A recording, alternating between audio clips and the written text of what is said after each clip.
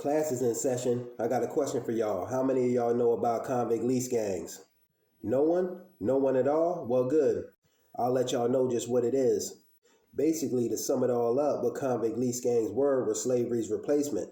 Some have even described convict lease gangs as being worse than slavery. Convict lease gangs utilize black man, woman, and child if you can't tell from the backdrop. And basically what would take place is some landowner or somebody who needed workers for the mines or someone that was going to build a railroad would come into communities and say, I need 600 men. And these companies would pay the states a certain amount of money for this labor. It was a very profitable system for economic development in the Deep South by the European power structure. But it was inhumane and hell on earth for the African American.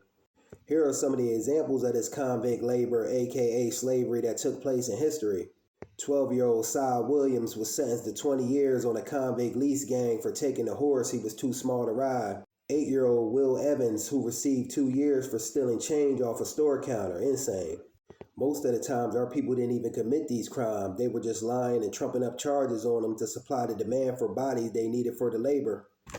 Mary Gay was sentenced to 30 days for taking a hat. She was only 6 years old, family. To supply this demand for convict labor, corrupt sheriffs arrested black folks for misdemeanors and vagrancy. In other words, they arrested black people for simply being homeless. Insane. Create the condition, then punish them for the conditions. Wicked judges sentenced black people to far harsher terms than white people. For a petty theft, a white man may receive 90 days in jail. On the other hand, though, a black man will receive 2 years on a convict lease gang. Insane. To meet their quota, law enforcement wouldn't think twice about getting any able-bodied person. This includes 9, 10, and even 11-year-olds. Crazy. So most of the time they were just lying and putting charges on black folks to supply the demands for the bodies that they needed for these convict lease gangs. Kids had to clear snake and alligator swamps, dig coal and gas-filled mines. They built railroads and tapped turpentine trees in 100+ degree weather. Insane. The men worked 14 hours, 7 days a week. But the true number far exceeds this.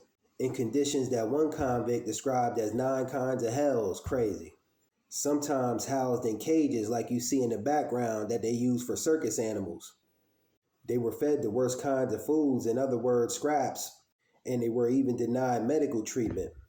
Our people, even kids, died from malaria, sunstroke, snake bite, frostbite, and shackle poisoning, or even were blown to pieces in tunnel explosions, or buried in mountain landslides. Some were drowned in swamps and rivers. Others were shot and tortured to death. Insane. The level of deplorable, inhumane conditions our ancestors were subject to is mind-boggling. This is why it's important that we as black folks uncover our history, because your past informs your present. This is forgotten history that they rather us just forget. This past is why we still see certain injustices and oppression still taking place with our people on up until today. Peace.